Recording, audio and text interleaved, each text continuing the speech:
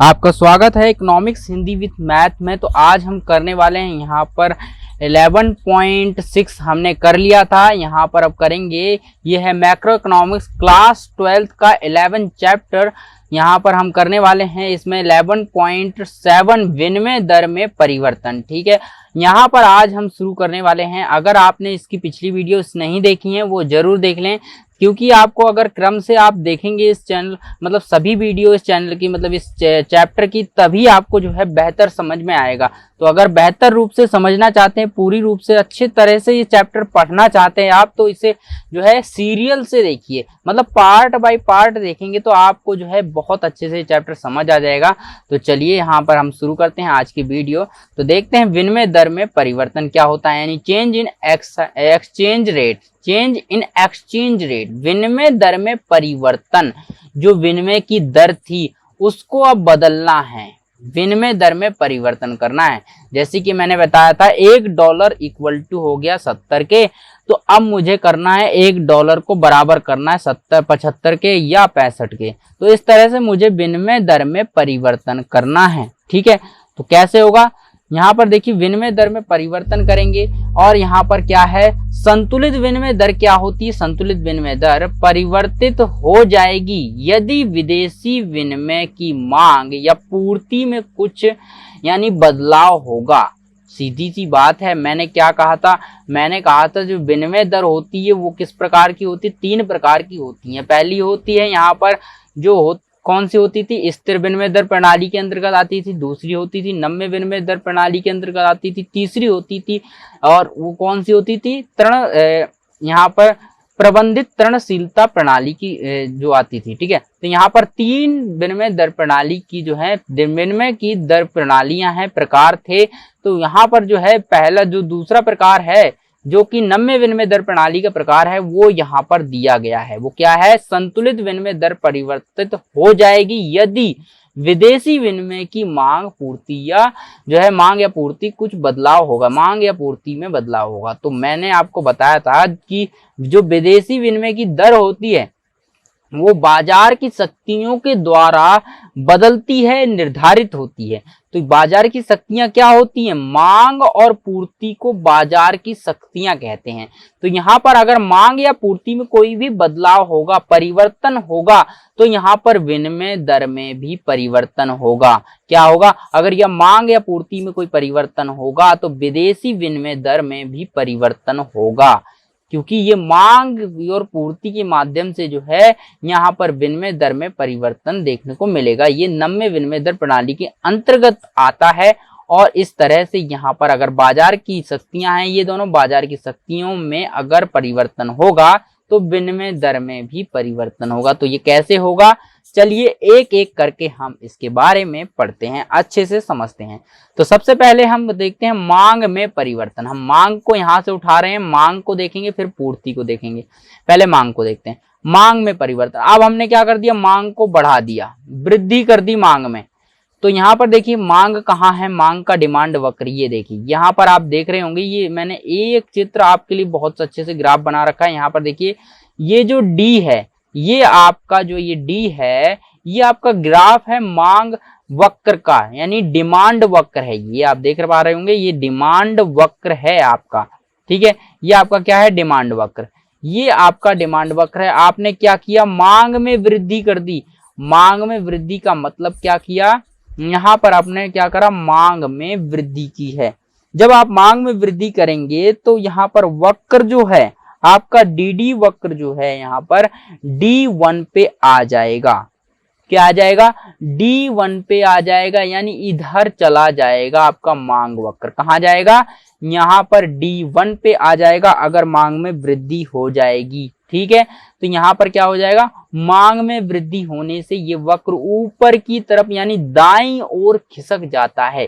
ठीक है, आप याद रखेंगे, जब मांग में वृद्धि होगी तो आपका मांग वक्र जो है दाईं ओर खिसक जाएगा, ऊपर की तरफ दाईं ओर खिसक जाएगा। ठीक है, और उसी जगह अगर आप कहें यहाँ पर मांग में, यहाँ पर अगर मांग में कमी होगी, अगर मांग में कमी होगी तो क्या होगा, ये मांग में कमी होने से आपका जो मांग वक्र है डी डी, ये वाला डी मांग वक्र है, ये D2 पर आ जाएगा, मतलब ये नीचे की तरफ आ जाएगा, मतलब मांग में कमी होना, ये बाईं ओर खिसक जाएगा। ठीक है, यहाँ पर क्या होगा, बाईं ओर नीचे की तरफ खिसकेगा यहाँ पर जो है मांग वक्र। तो यहाँ पर क्या होगा, इस तरह से मांग वक्र बाईं ओर जो है नीचे की तरफ खिसकेगा, तो यहाँ पर मांग में कमी होगी। तो इस तरह से भी क्वेश्चन आ सकता है, जब यानी मांग में कमी होती है तो मांग वक्र किस ओर खिसकता है, किस ओर खिसकता है। तो आप यहाँ बता सकते हैं कि मांग वक्र में अगर कमी होगी तो नीचे की तरफ बाईं ओर खिसकेगा, अगर मांग में वृद्धि होगी तो दाईं ओर खिसकेगा। ठीक है, इस तरह से ग्राफ बना के भी आप जो है समझा सकते हैं। अगर आपने ग्राफ बना दिया और ये बात लिख दी तो आपको जो है फुल मार्क्स मिलेंगे इस क्वेश्चन में, इस तरह के क्वेश्चन में। ठीक है, तो यहाँ पर जो है आप जितना अच्छे से आप लिखेंगे उतना अच्छे से आपको यहाँ पर जितना अच्छे से आप समझा पाएंगे जो है, यानी चेक करने वाले टीचर्स हैं उनको समझा पाएंगे, तो उतना ही अच्छे से आपको ज्यादा से ज्यादा मार्क्स मिलने के चांसेस हैं बहुत ज्यादा, तो पूरे मार्क्स मिल जाएंगे। उसके बाद देखिए यहाँ पर अब हम पूर्ति की बात करते हैं। मांग का हमने देख लिया, पूर्ति में परिवर्तन, क्या क्या पूर्ति में परिवर्तन करना है। अब यहाँ पर पूर्ति का मैंने वक्र बना रखा है, देखिए मांग का वक्र था हमारा, यहाँ पर देखिए सप्लाई का वक्र था। ठीक है, ये क्या है हमारा मांग, ये वाला मांग का वक्र है, ये हमारा डी वाला मांग का वक्र है। ठीक है, और ये पूर्ति का वक्र है। तो इसके लिए मैंने आपको यहाँ पर एक ग्राफ बनाया नीचे की तरफ। ठीक है, तो मैंने कहा पूर्ति में परिवर्तन। अब मैं क्या कर रहा हूं, पूर्ति में कर रहा हूं परिवर्तन। पूर्ति में जब परिवर्तन कर रहा हूं तो यहाँ पर आप देख रहे होंगे ये दर है और ये मांग और पूर्ति है। तो यहाँ पर मैंने क्या किया, यहाँ पर मैंने ग्राफ लिया, ये वाला सेंटर वाला ग्राफ लिया जिसका नाम है पूर्ति। ठीक है, सप्लाई वक्र ले लिया इस तरह से। अब देखिए यहाँ पर आपको क्या करना है, मांग में वृद्धि करनी है, यानी पूर्ति में वृद्धि करनी है, आपको पूर्ति बढ़ानी है। तो आप मुझे आंसर बताइए, कमेंट में सभी बताएंगे। यहाँ पर अगर आप यहाँ पर आंसर बताइए कि पूर्ति वक्र किस ओर खिसकेगा, ये यहाँ से S2 बनेगा या S1 बनेगा, यानी पूर्ति वक्र यहाँ पर है मिडिल में, और अगर मैं यहाँ पर पूर्ति में वृद्धि करूंगा तो ये किस ओर खिसकेगा, ये ऊपर जाएगा या यहाँ पर ये ऊपर जाएगा, ये ऊपर चला जाएगा या फिर ये नीचे आ जाएगा। तो जल्दी से इसमें कमेंट करके बताइए। अगर आपने कमेंट सही किया, मतलब सब सही आंसर दिया, तो मैं समझूंगा कि आप पढ़ रहे हैं, आपको अच्छे से समझ में आ रहा है। ठीक है, तो चलिए, अगर आपको नहीं पता है तो मैं बताता हूं यहाँ पर क्या होगा कि अगर ये यहाँ पर वृद्धि करेंगे, अगर मांग यहाँ पर पूर्ति में वृद्धि करेंगे तो इसे खिसकाव इसका कहाँ होगा, पूर्ति वक्र का खिसकाव किधर होगा। ठीक है, तो ये यहाँ पर खिसक जाएगा, नीचे की तरफ खिसकेगा। ठीक है, ये खिसकेगा दाईं ओर, नीचे की तरफ खिसकेगा। तो यहाँ पर आपको बस एक शब्द याद रख लेना है, बस और कुछ नहीं करना है। क्या करना है, एक शब्द याद रख लेना है, दाईं ओर। हमेशा जब भी कोई भी वक्र हो, पूर्ति वक्र हो, मांग वक्र हो, अगर वो दाईं ओर खिसकता है, दाईं ओर खिसकता है तो वो हमारा क्या कहलाएगा, यहाँ पर उसमें वृद्धि होगी, हमेशा वृद्धि होगी। ठीक है, हमेशा क्या होगी, उसमें वृद्धि होगी अगर वो दाईं ओर खिसकेगा। उसी प्रकार अगर वो बाईं ओर खिसकेगा तो हमेशा क्या होगी, उसमें यहाँ पर पूर्ति में कमी होगी। हमेशा मांग हो या पूर्ति हो, अगर वो बाईं ओर खिसकेगा तो उसमें कमी होगी। तो यहाँ पर देखिए आप, ये जो है नीचे की तरफ दाईं ओर खिसक रहा है तो यहाँ पर वृद्धि हो रही है, और अगर ये ऊपर की तरफ बाईं ओर खिसकेगा तो यहाँ पर कमी होगी। ठीक है, अब यहाँ पर कमी होगी। ठीक है, यहाँ पर आप दोनों को देख सकते हैं एक साथ। देखिए यहाँ पर क्या है, ये वक्र है दाईं ओर ऊपर की तरफ जा रहा है, तो यहाँ पर क्या होगा, मांग में दाईं ओर खिसका तो मांग में वृद्धि। अगर ये दाईं ओर खिसका, नीचे की तरफ दाईं ओर, ये ऊपर की तरफ दाईं ओर खिसका तो मांग में वृद्धि, और ये नीचे की तरफ दाईं ओर खिसका पूर्ति वक्र तो मांग में, यहाँ पर पूर्ति में वृद्धि। और यहाँ पर ये मांग वक्र जो है, यहाँ पर क्या है, ये नीचे की तरफ आ गया, बाईं ओर खिसका नीचे की तरफ तो यहाँ पर मांग में कमी। उसी प्रकार से ये ऊपर की तरफ गया, यहाँ पर ऊपर की तरफ गया, क्या है, ये ऊपर की तरफ गया बाईं ओर तो मांग पूर्ति में कमी। तो बस एक शब्द आपको याद रखना है कॉमन, अगर कोई भी वक्र दाईं ओर खिसकेगा तो उसकी जो है वृद्धि होगी, हमेशा वृद्धि होगी। उसकी पूर्ति वक्र हो तो पूर्ति में वृद्धि हो जाएगी, और मांग वक्र होगा तो मांग में वृद्धि हो जाएगी। आई होप यहाँ पर ये कॉन्सेप्ट पूर्ति और मांग का समझ में आ गया होगा।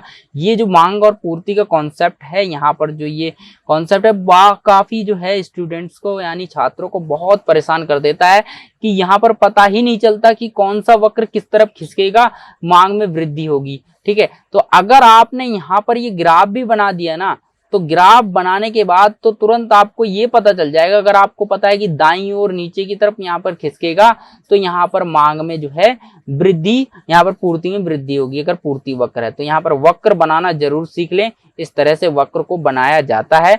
हमेशा याद रखें, जो पूर्ति वक्र होता है, यहाँ पर मांग वक्र होता है, मांग वक्र जो होता है हमेशा नीचे की तरफ होता है ऐसे।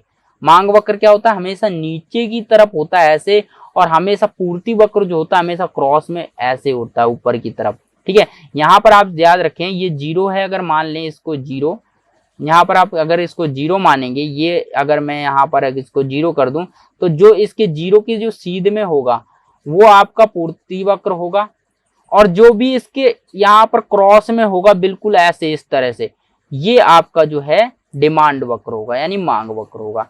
और मांग वक्र और पूर्ति वक्र हमेशा यहाँ पर क्या करेंगे, 90 का कोण बनाएंगे, डिग्री 90 डिग्री का कोण बनाते हैं।